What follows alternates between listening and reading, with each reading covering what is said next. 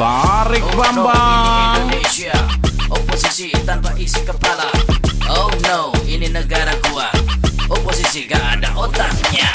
Semua isu jadi santapan, tak ada solusi, semua ratapan. Sekedar pusing dengan ucapan, sadar diri tak berani melawan. Oh no, ini negara gua, oposisi gak ada otaknya. Bangsat! Ya, selamat datang Pak Anies di studio Oposisi 69 FM. Ya, kehadiran Pak Anies ini di studio ini juga sekalian untuk mengklarifikasi. Katanya saya ini dibilang nggak suka sama Bapak. Iya kan? Iya. Nah, ini juga saya masa kalau nggak suka saya undang sih itu. Iya kan? Iya. Kalau nggak suka tuh biasanya dilepain, Pak. Makanan dong. Ya baik, Pak. Ini saya siapkan 10 pertanyaan random, Pak Anies, ya, dari netizen buat Bapak. Makasih. Nah, ya. Mau mulai dari mana? Mau mulai dari yang mudah dulu atau mau dari yang ribet dulu? Yang ribet dulu. Ribet dulu ya, kayak Bapak ya. Baik Pak, untuk menyingkat waktu, Pak Anies mungkin karena sibuk sekali ya. Ini pertanyaan pertama Pak dari netizen. Oke, saya sampaikan. Yang pertama adalah, sebenarnya siapa Pak yang memotivasi Bapak sehingga Bapak ini senafsu ini untuk nyapres, Pak? Siapa yang memotivasi saya? Baik, Mas siapa nih, Mas Jo ya? Mas Jo, jadi saya ini kan, saya ini kan seorang akademisi, seseorang yang memahami arti bahwa kalau kita mau merubah keadaan harus mulai dari atas dulu, mulai dari top to bottom, top to bottom, bukan bottom to top. Jadi top to bottom. Ya. Sehingga yang memotivasi saya yang pertama, yang utama adalah ya, Mas siapa namanya? Mas Jo. Panjang ya. Iya, karena saya nggak bisa ngomong pendek. Saya senang yang panjang-panjang. Yang memotivasi saya adalah yang pertama adalah saya sendiri. Saya memotivasi diri saya sendiri tiap pagi. Tiap pagi ketika mandi. 10 menit aja belum, Pak? Ya terus, Pak. Iya kan baru sebentar kan, sabar.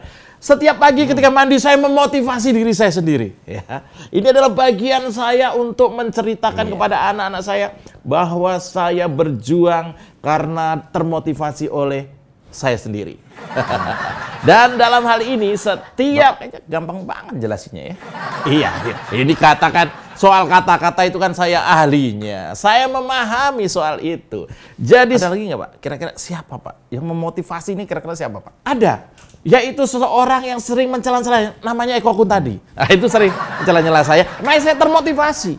Saya ingin sekali menunjukkan kepada Mas Eko Kuntadi dan juga temannya yang satu itu yang agak gemuk-gemuk itu. Pak, ada pertanyaan selipan Pak di antara pertanyaan tadi. Oh, boleh, boleh. Kira-kira Pak Ahok itu termasuk yang memotivasi Anda nggak itu? No hard feeling ya? Iya, nama lama ya Pak Ahok ya.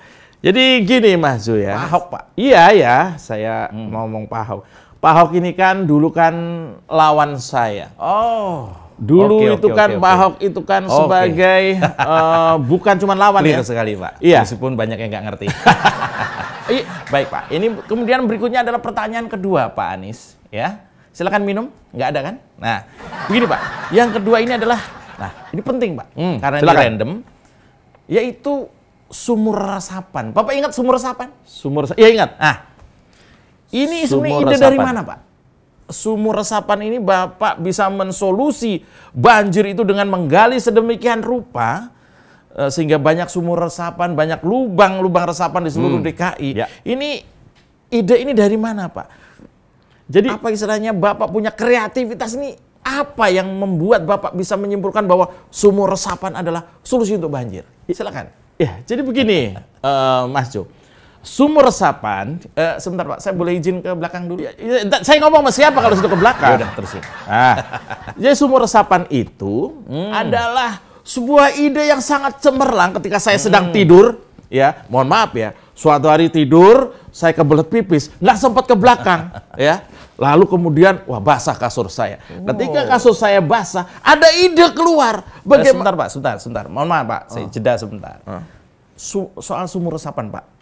Iya, itu kan konon sudah jadi ribuan, Pak. Iya. Targetnya kan katanya ratusan ribu bolongan. Itu kalau dilihat dari atas kan Jakarta kayak jerawatan, Pak.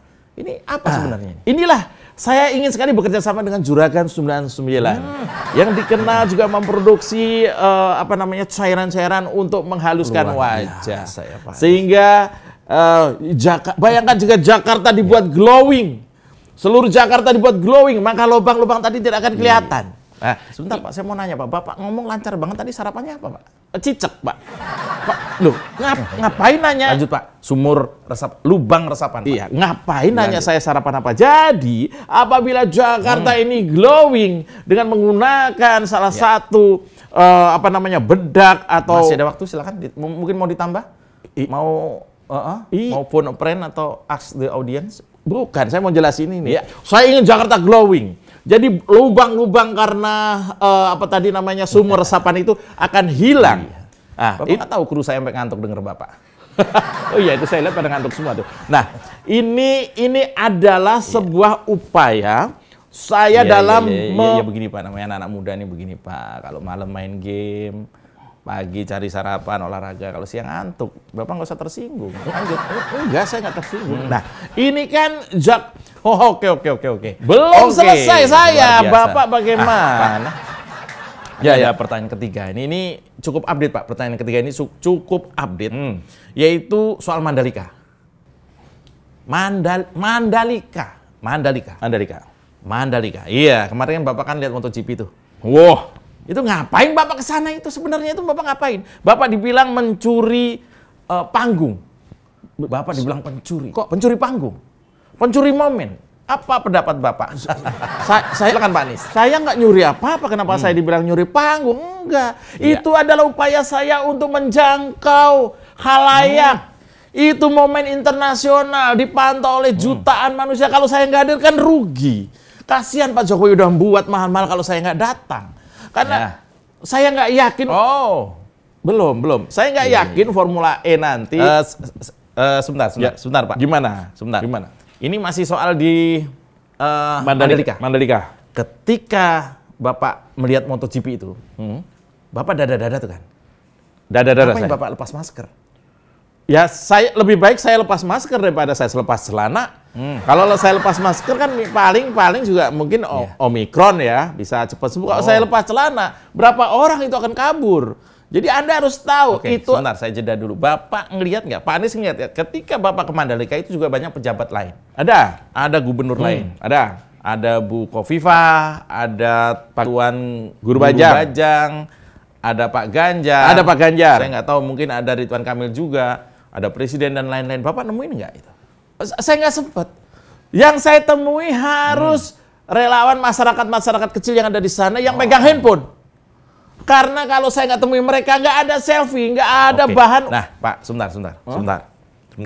Nah, kalau Bapak kemarin ke Mandalika nonton MotoGP, Bapak beli oleh-oleh nggak? Beli saya. Saya kaos 2. Saya beli kaos 2 untuk kameramen. Cuman kekecilan.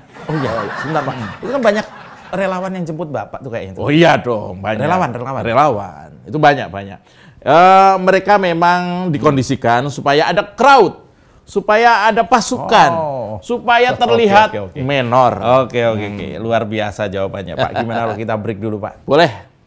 Iya. Bapak mau tarik Bambang nggak Pak? Oh boleh. Silakan tarik Bambang. Yuk, tarik Bambang. Indonesia, oposisi tanpa isi kepala. Oh no, ini negara gua. Oposisi gak ada otaknya. Semua isu jadi santapan, tak ada solusi, semua ratapan. Sekedar pusing dengan ucapan, sadar diri tak berani melawan. Oh no, ini negara gua. Oposisi gak ada otaknya. Bangsat! Ya, kita masih di obrolan santai bareng Pak Anies ya. Hari ini luar biasa, istimewa banget. Hari Sabtu weekend ya kan, ngobrol-ngobrol dengan pejabat yang paling sering dicari oleh kampret. Bukan. Oke Pak. Ya, Pak Anies, ya, no hard feeling ya. Silakan minum. Nggak ada kan? Nggak ada. Masih sama kayak tadi, nggak ada. Ya, sekarang yang pertanyaan keempat, Pak. Ini pertanyaan keempat. Pertanyaan dari netizen. Kalau nggak dibacain, wah kita nanti di dislike, Pak, video kita. Jadi kita mesti bacain. Nah, ini klasik, Pak. Pertanyaan nomor 4. Ya, Pak Anies? Ya, pertanyaan nomor 4. Iya, saya lihat. Ya. Ditanya oleh ribuan netizen, Pak. Kenapa Anda ngotot pengen ngadain balapan Formula E. Iya. Kenapa? Kenapa? Jawab, Pak. Saya jawab, ampun ya. Kenapa saya ngotot soal Formula E? Jadi begini, Mas. Ketika saya lihat Pak Jokowi ingin membuat MotoGP di Mandalika, terbitlah keinginan saya untuk membuat yang sama untuk di Jakarta. Ya, Jakarta harus punya sesuatu yang kalau diadakan orang rumit, Pak, ya? jadi belum. Orang jadi seneng. Bapak ngomongnya rumit banget. Ini kan baru mulai. Ketika hal itu saya sampaikan kepada tim saya, ke 67 orang yang di belakang saya, mereka semuanya setuju. Mereka ingin ada semacam Sebentar, Pak. Sebentar. Formula E itu kok daripada balapannya itu lebih ngetop masalahnya, Pak. Lebih banyak gimmick-gimmicknya. Nah, yang pertanyaan dari saya adalah kenapa itu diadakannya di Ancol? Kenapa diadakannya di Ancol? Jadi begini, Binas. Kenapa diadakan di Ancol? Karena pernah saya usahakan untuk diadakan di Ragunan. Cuma itu kan jadi masalah. Bayangkan kalau nanti balapan sebelahnya ular atau balapan sebelahnya gorila. Gini, Pak. Ya, itu alasan Bapak. Ya. Nah, sekarang kan gini. Ini kan mobil listrik. Ya kan? Bukan mobil menggunakan bahan bakar yang bisa diisi di pom bensin. Ya.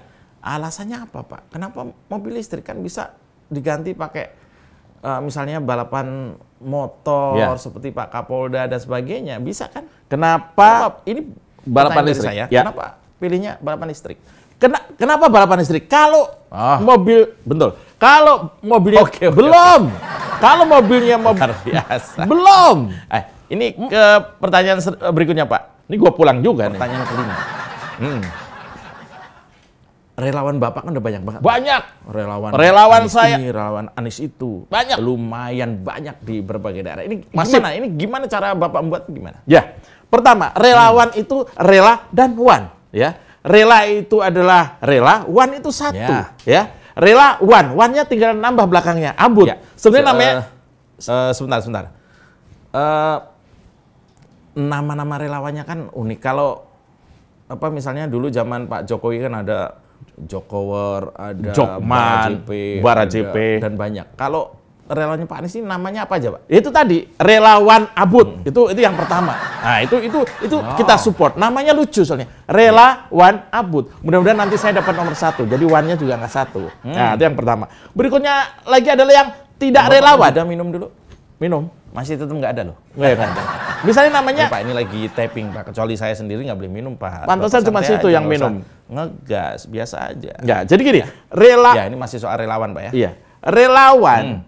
Ini ada pertanyaan terkait dengan relawan. Ada nggak relawan Bapak yang di luar negeri? Ada. Di Turki. Di tempat-tempat di mana banyak orang-orang mirip saya, itu saya dirikan Bapak relawan. Bayar nggak tuh relawan? Bapak kasih uang nggak tuh? Enggak, saya kasih doa. Saya kasih doa semoga hidupnya bermanfaat, tidak seperti saya, kayak gitu. Masa dikasih duit? Ada juga dikasih doa, dikasih sedekah. Ya, apalagi puasa-puasa ya, Pak. Iya. Ntar lagi puasa. Oke. Siap. Ya, oke. Saya pahami maksudnya. Baik, ini pertanyaan yang ke-6. Ini penting, Pak. Pertanyaan ke-6, Pak. Ya. Ini titipan dari netizen-netizen yang keras-keras di luar sana, Pak. Ya, boleh. Kenapa Bapak nggak pasang baliho? Kenapa saya nggak pasang baliho? Baliho? Iya, baliho. Baliho itu kan kata-katanya ada Bali, ada ho. Saya kurang asik dengar kalimat-kalimat itu. Bali, itu kayak orang suruh Bali. Maaf ya, Pak, saya nggak ketawa, Pak. Saya nggak tahu lucu apa enggak soalnya. Ini lucu, goblok. Baliho. Misalnya saya lagi jalan, baliho. Wah, saya nggak enak. Saya merasa diusir di tempat saya. Saya akan pasang tidak cuma baliho. Anda tahu itu jembatan Semanggi. Ya, jembatan Semanggi itu kan bulat. Di tengahnya nanti ada muka saya. Muka. Sebentar. Begini, Pak. Ada politisi yang memasang baliho. Ada. Konon itu untuk mendongkrak keterkenalannya. Banyak. Ya, jadi ada manfaatnya buat mereka. Ya. Tapi begitu disurvei, nggak naik juga. Nggak naik, malah turun.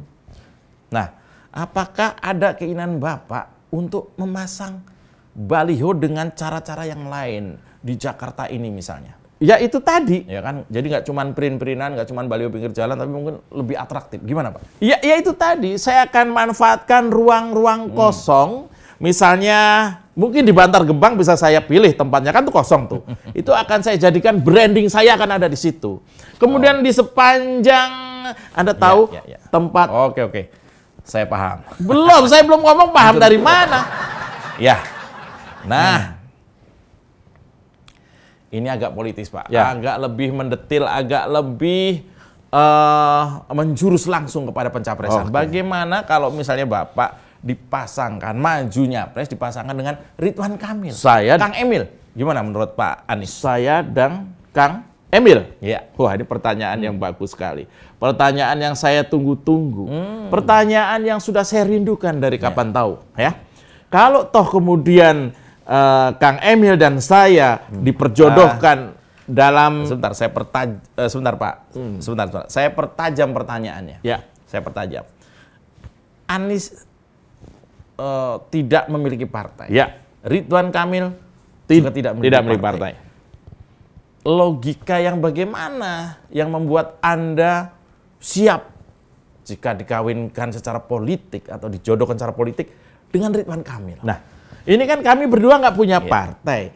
Harapannya kenapa saya eksis, Kang Emil juga eksis, biar dilirik, biar jadi semacam pertimbangan partai-partai yang tidak punya figur untuk ngambil kami berdua. Itulah gunanya kami jualan.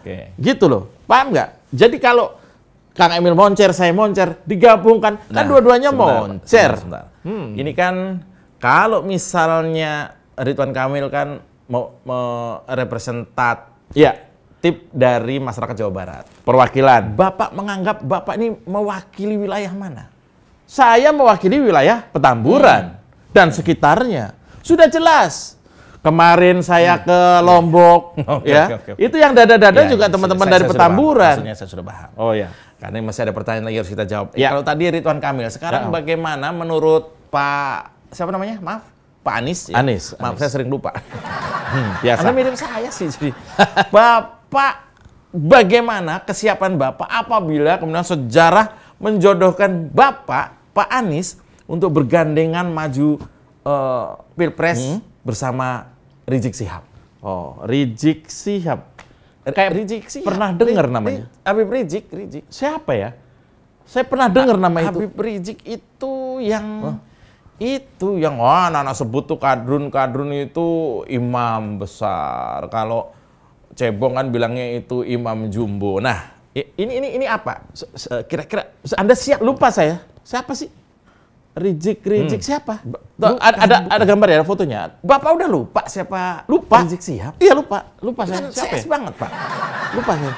Gak ingat nih. Foto Bapak di Google sama dia nih. Nih, waduh. Tuh. Oh itu. Tuh lihat tuh. Editan bukan tuh? Oh, itu. Wah, nggak tahu. Iya. Kayaknya saya pura-pura nggak tahu. Ya. Bapak biasa melupakan yang kira-kira menjauh dari seolah-olah Bapak ini nasionalis, tidak dekat dengan yang intoleran atau yang radikalis. Saya agak lupa. Ada juga ada Pak. Kemarin di demo 2503 itu ada spanduk dari relawan Bapak katanya tidak mendukung. Tapi saya lupa beneran loh. Bela Islam yang abal-abal. Bapak bisa. Bukan, itu tuh anak-anak bukan saya. Sedikit lagi Pak. Jadi sebenarnya kalau memang orang itu dipasangkan dengan saya, ya saya terima nasib lah ya. Oke. Saya juga udah lupa terus terang aja. Saya paham. Saya Baik, udah lupa. Terserah Bapak mau jawab atau tidak tadi ya. Pertanyaan ke-9 Pak, sebelum kita dangdutan lagi. Pertanyaan ke-9, silakan. Kalau misalnya Bapak ini kan dikenal sudah menjadi public figure nasional. Bapak juga saya lihat sudah tidak terlalu konsentrasi lagi sebagai gubernur. Biasa aja, nggak usah ngegas.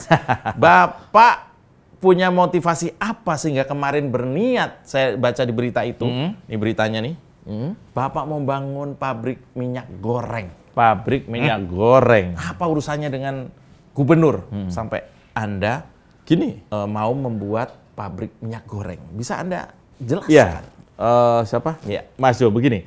Minyak ya. Minyak itu adalah perlambang sebenarnya. Saya sampaikan itu dalam konotasinya sebagai jawaban bahwa sebentar. Ini kira-kira Bapak yakin mau membangun pabrik minyak goreng? Baru mau saya jawab. Muka Bapaknya udah berminyak kan? Bukan. Maksud saya gini, minyak itu adalah sebuah perlambang. Minyak itu artinya menyaksikan. Saya tidak sanggup menyaksikan ibu-ibu antri hanya untuk membeli sekedar minyak. Begini Pak, begini, sebentar.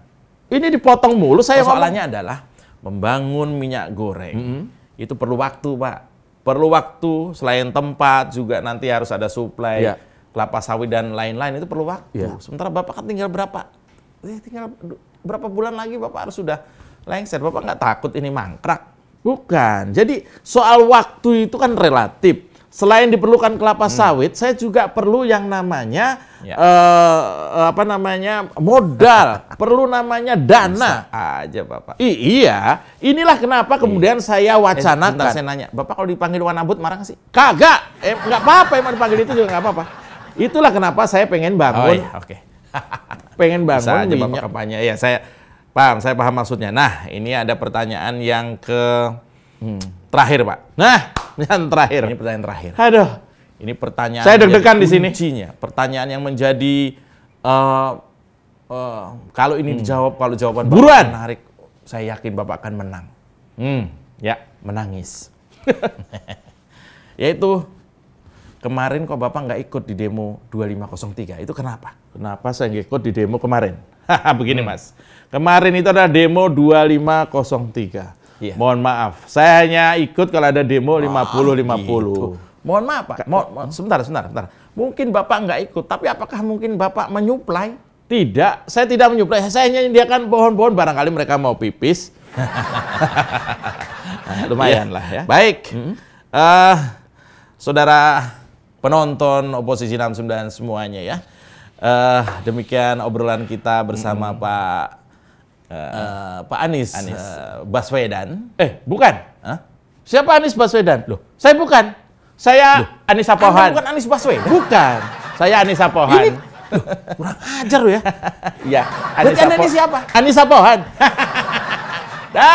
Wah, enggak beres nih. Tadi gue bilang gue kira Anies Baswedan. Anies Sapohan. Indonesia, oposisi tanpa isi kepala.